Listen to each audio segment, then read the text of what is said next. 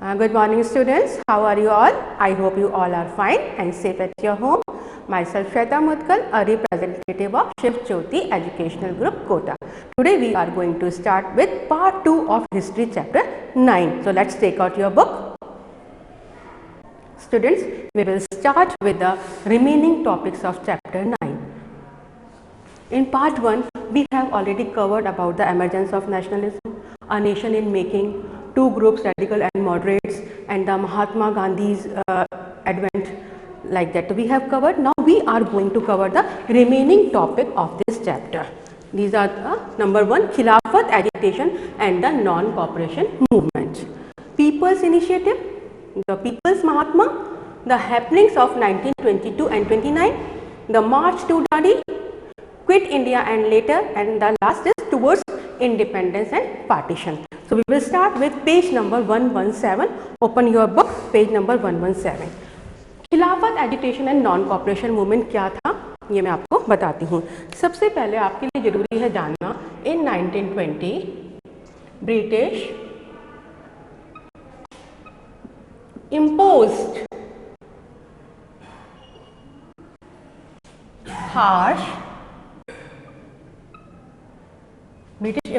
a harsh treaty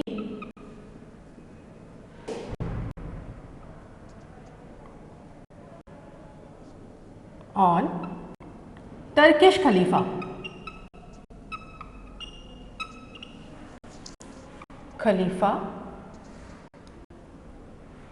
और सुल्तान. इस समय क्या हुआ था बेटा, जो टर्किश का सुल्तान था वो पूरे ऑटोमन पावर पर कंट्रोल करने के लिए राइट या परमिशन लेना चाहता था, पर ब्रिटिश इसको नहीं देना चाहते थे. इस समय they got the support of Gandhi ji. Gandhi ji ने इनको सपोर्ट किया और गांधी जी ने बोला कि टर्किश सुल्तान को, टर्किश खलीफा को ऑटोमन पावर पर कंट्रोल करने का पूरा राइट होना चाहिए. एट दैट मोमेंट द खिलाफत agitation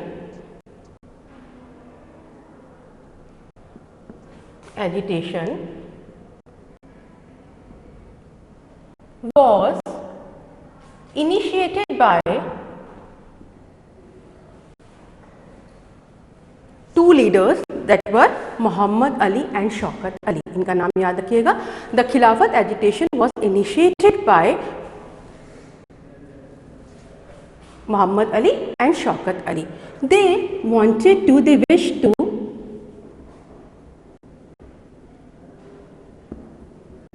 launch a full-fledged non-cooperation movement under the leadership of Mahatma Gandhi.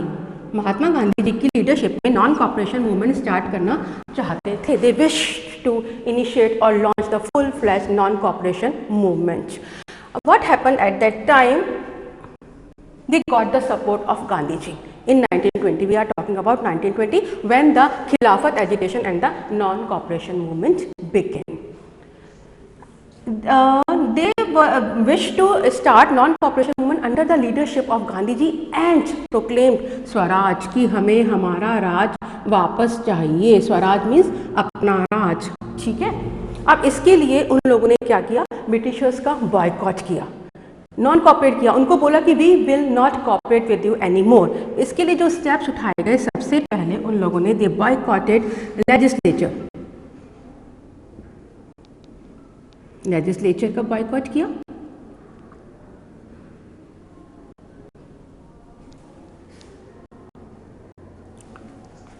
बोला कि अब लेजिस्लेचर और नहीं चलेगा. And people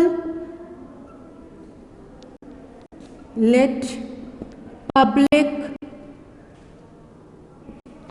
bonfire to the foreign clothes. They also lit public bonfire of foreign clothes.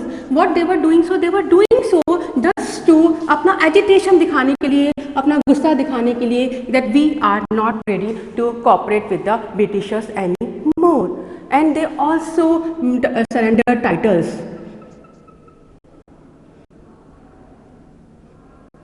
है ना, titles were surrenders.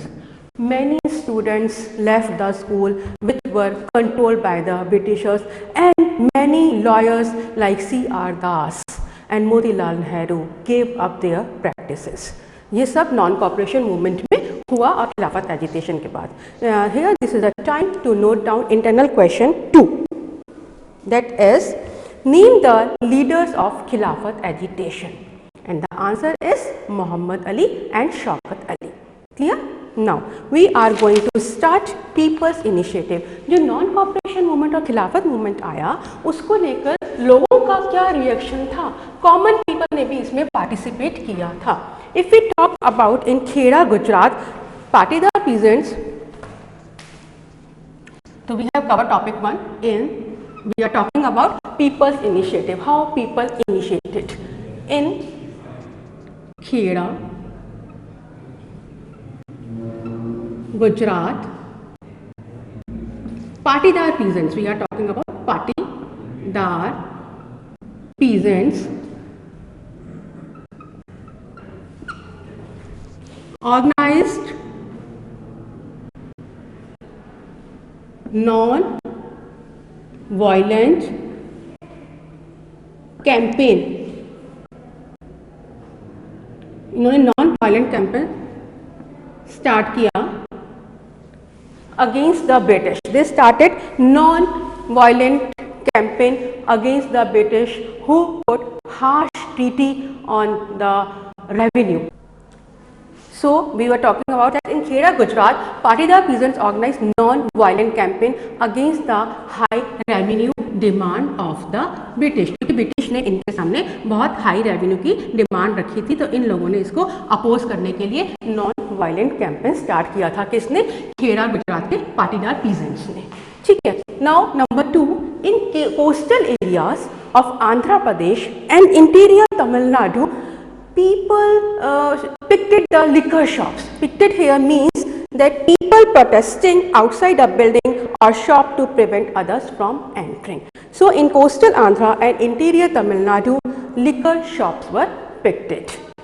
Number 2 I have discussed. Now number 3, in Punjab, we are talking about Punjab now. The Akali, वहाँ पे कौन था? Akali agitation.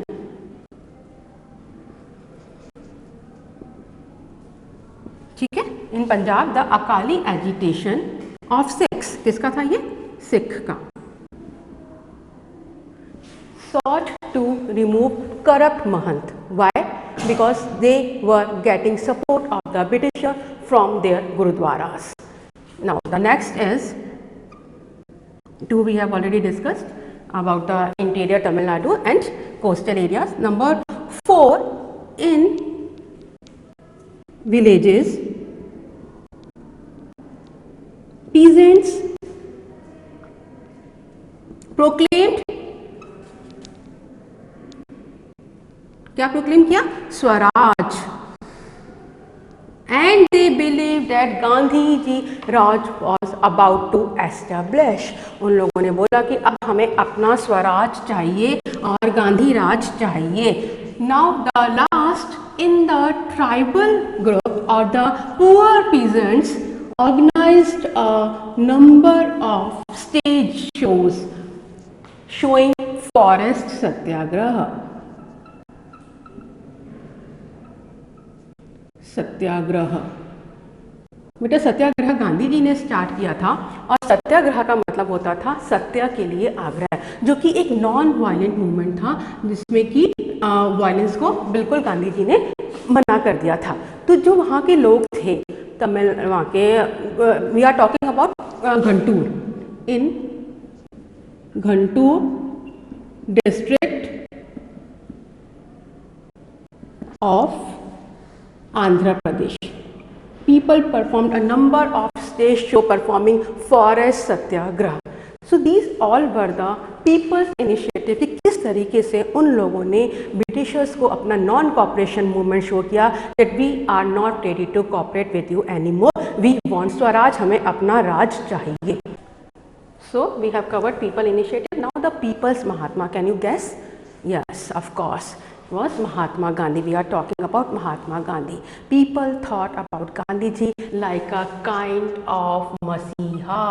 वो उनको क्या समझते थे? मसीहा. Like a God, means a kind of person or someone who would help them to overcome their misery and poverty. उनको लगा था कि यही हमारे लिए मसीहा बनेंगे और हमें हमारे प्रॉब्लम से छुटकारा दिलवाएंगे. But Gandhi ji wished to build, Gandhi ji wished to build what? Class unity. Gandhi ji क्या चाहते थे? Class unity, not class conflict.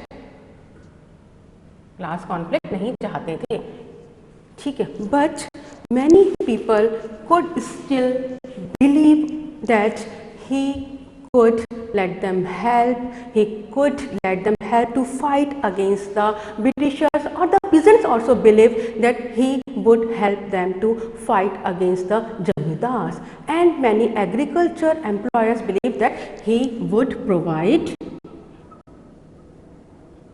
them land. ठीक है, तो उन लोगों का गांधी जी के अंदर बहुत ज़्यादा विश्वास था. वो उनको मसीहा समझते थे, भगवान समझते थे. ठीक है. Now the happenings of 1922 and 29. 1922 से लेकर 29 के बीच में क्या क्या हुआ वो हम लोग इसमें पढ़ेंगे. So students, non cooperation movement चल ही रहा था. कई बार क्या होता है कि बच्चे नॉन कॉपरेशन मूवमेंट और सिविल डिसोबीडियंस में कंफ्यूज हो जाते हैं. I will just explain you in brief after this topic. The happenings of 1922 and 29. Under this topic, in February 1922, in February 1922, a crowd of peasants set crowd of peasants set fire to a police station. To a police station where? In Chauri Chaura. Chauri Chaura में लोगों ने गुस्से में आकर police station पर आग लगा दी थी. And what happened at that time? 22 policemen were killed at that time. और गांधी जी जो कि नॉन वायलेंट में विश्वास करते थे, he was very much angry and called off non-cooperation movement immediately. तो non-cooperation movement was called off at that time after the incident of Chauri Chaura. ठीक है. Now here Chittaranjan Das and Motilal Nehru argued that people should, or the Congress should, fight elections. In here civil disobedience movement was launched. ठीक है. civil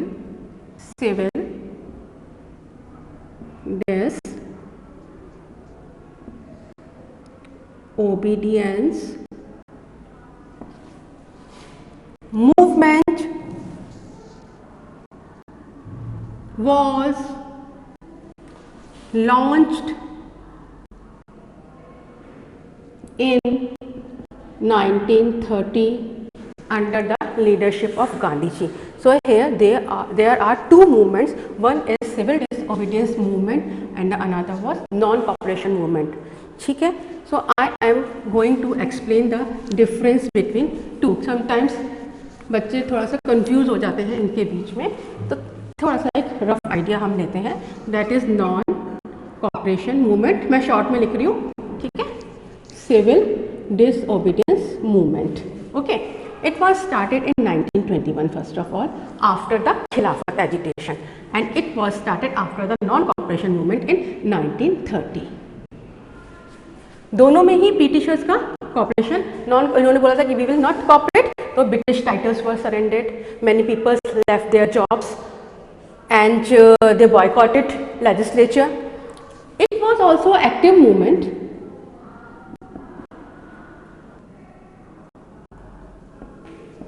इसमें भी protest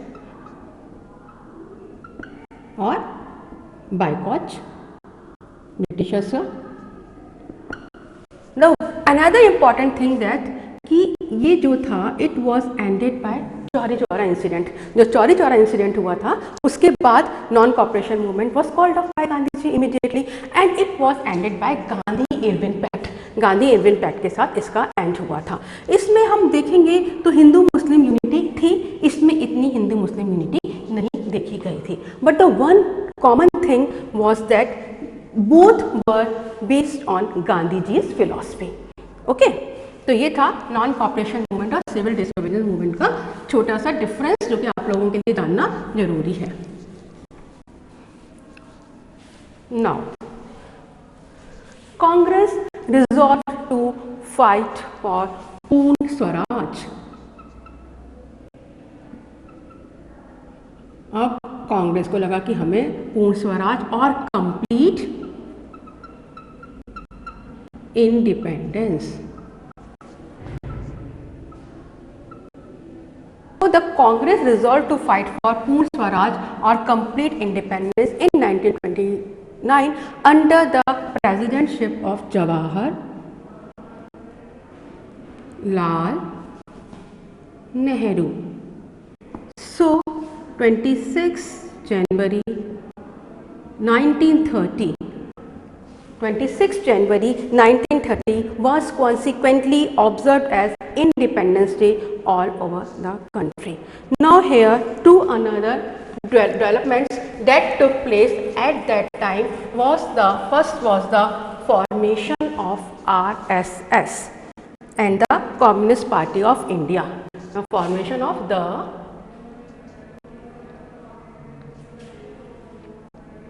Communist Party of India. We are talking about the developments in between mid of 1920s. ठीक है, mid of 1920s में जो हम, क्योंकि हम एपनिंग्स की बात कर रहे हैं 1922 से 29 के बीच में, तो मिड ऑफ 1920s में जो और डेवलपमेंट हुए थे उसमें इम्पॉर्टेंट था the formation of the communist party of India and the राष्ट्रीय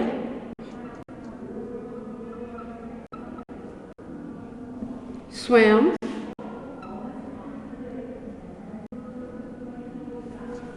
सेवक संघ। ठीक है, इन दोनों का फॉर्मेशन हुआ था, राष्ट्रीय Swayamsevak Sangh and the Communist Party of India. So students, here is a time to note down internal question 3, that is what does RSS stand for? RSS stands for Rashtriya Swayamsevak Sangh, RSS. So now we are going to cover the march to Dandi and quit India and later towards the independence and partition. So I am going to show you some pictures and I will explain you with the help of these pictures. So students, page number 121, the march to Dandi. In 1930, Gandhiji declared that he would lead a march to break salt law. According to this, the state had a monopoly on the manufacture and sale of salt. According to Gandhiji, it was sinful to tax such an essential item. So let's study. State had monopolized manufacturing and selling of salt according to the salt law. Gandhi ji declared salt tax as crime against humanity. Gandhi ji ने बोला it is sinful to tax such a essential item. Gandhi ji decided to lead a march to break salt law in 1930। 1930 में गांधी जी ने सोचा कि अब decide कर लिया कि सॉल्ट लॉ को ब्रेक करना है। What was salt law? That had monopolized manufacturing and selling of salt according to salt law. Salt march attracted both rich and poor. सबने उनका साथ दिया। Gandhi ji and his followers march covering 240 miles from Sabarmati to Dandi. Sabarmati से डांडी तक गए, 240 miles cover किया and broke the salt law by gathering salt. Here Sarojini Naidu, जिसको कि हम नाइटिंगेल ऑफ इंडिया के नाम से भी जानते हैं, उन्होंने गांधी जी को सजेस्ट किया कि हमें वुमेन को भी इसमें पार्टिसिपेट करने का मौका देना चाहिए। So this is a picture जो कि दिखा रहे हैं सॉल्ट लॉ ब्रेक करने के बाद जब उनको जेल में डाल दिया गया था। Government try to brutally suppress the movement. Government means Britishers try to brutally suppress the movement. उन्होंने सप्रेस करने की कोशिश करी, किसको? जो सॉल्ट लॉ ब्रेक करने के लिए गांधी जी ने डांडी मार्च किया था। अगेंस्ट पीसफुली सत्याग्रही, सत्याग्रही जो गांधी जी के फॉलोअर्स थे, जिन्होंने सत्याग्रह स्टार्ट किया था, नॉन वायलेंट मूवमेंट स्टार्ट किया था, उनको इम्प्रिजन किया गया। Peasants, tribal women participated in large numbers. Pamphlet issued on salt issue by Business Federation. And the next is, you can see the picture, the Dandi March. Gandhi ji जा रहे हैं और यहाँ पर किस तरीके से उन्होंने सॉल्ट लॉ को ब्रेक किया। प्रोविंशियल ऑटोनॉमी, ये एक बहुत इम्पॉर्टेंट एक्ट था जिसमें कि प्रोविंसेस को राइट दिया गया लेजिस्लेचर बनाने का। कब? According to Government of India Act of 1935, government announced elections to provincial legislature in 1937 में इलेक्शन हुए और Congress won 7 out of 11 provinces. This was a great victory. Congress formed ministries in these provinces. अब इसी समय क्या हुआ? 1939 में सेकेंड वर्ल्ड वॉर हो गया। सेकेंड वर्ल्ड वॉर में इंडियंस ने बोला कि we will support you, but there was a condition. Congress supported the British war efforts against Hitler, Hitler ने किया था second world war against Hitler हुआ था। In return Gandhi ji Indians demanded that India be granted independence after the war, कि हम आपकी help उस condition में करेंगे जबकि आप वॉर के बाद इंडिया को इंडिपेंडेंट कर दोगे। Congress ministry resign in protest, उन्होंने मना कर दिया ब्रिटिशर्स ने, तो बहुत सारी कांग्रेस मिनिस्ट्रीज ने रिजाइन कर दिया। Now the next is the quit India movement 1942 means Bharat Chhodo Andolan was launched by Gandhi ji in 1942। Ask the British to quit India, उनको बोला कि अब you have to quit India and gave popular slogan, इस समय पॉपुलर स्लोगन आया था गांधी जी का, डू और die, in Hindi we call it, करो या मरो। अब उन्होंने बोला या तो हमें इंडिपेंडेंस लेनी है या हमें मरना है। Gandhi ji and other leaders were arrested, उनको अरेस्ट कर लिया गया। Movement spread to other parts of the country, बहुत मूवमेंट 5 इयर्स तक चला था और पूरी कंट्री में स्प्रेड हो गया। Students and the peasants participated, attacked communications and symbol of state authority, British resorted to severe repression. अब ब्रिटिशर्स को लगा कि अब हमें घुटने टेकने ही पड़ेंगे इस समय, लेकिन 90,000 पीपल जेल्ड हुए 1943 में, ओवर 1000 किल इन पुलिस फायरिंग, तो बहुत ज़्यादा ह्यूमन लॉस हुआ eight that time. The Quit India 1942 की picture you can see, agitations, demonstrations, boycott. Now the another development at that time was the formation of INA by Subhash Chandra Bose. Subhash Chandra Bose ने आज़ाद हिंद फौज की formation की। Subhash Chandra Bose radical nationalist, radical थे, जैसे मैंने आपको 2 groups बताया था, moderates and radicals, socialist leanings, opposed to Gandhiji's ideal of ahimsa. They were critical of Gandhiji's ideal of ahimsa. Secretly left his Calcutta home in January 1941, reached Singapore via Germany and raised Azad Hind Fauj or Indian National Army INA. Okay. Bose with his army man. Picture. Subhash Chandra Bose अपने army man के साथ।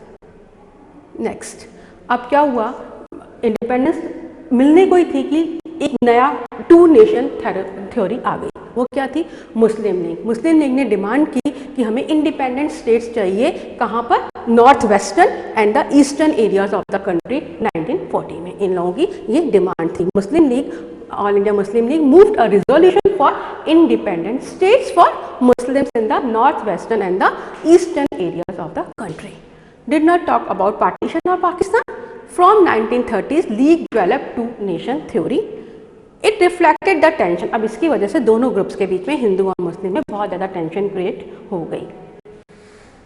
Provincial elections of 1937 convinced Muslims of their minority. Congress rejected League's demand to form joint Congress League government in United Provinces in 1937. Elections in 1946, अब जो elections हुए, provincial elections जो हुए 1946 में, उनमें कांग्रेस को दम पे बहुत ज़बरदस्त विक्ट्री मिली जनरल कॉन्स्टिट्यूंसीज में। League 1 seats reserve for Muslims, league ने जो मुस्लिम्स के लिए सीट रिजर्व थी वो उनको मिली। Intensified it demand for Pakistan, इसकी वजह से इनके अंदर अब एक डिमांड आ गई कि हमें पाकिस्तान चाहिए, 2 नेशन थ्योरी।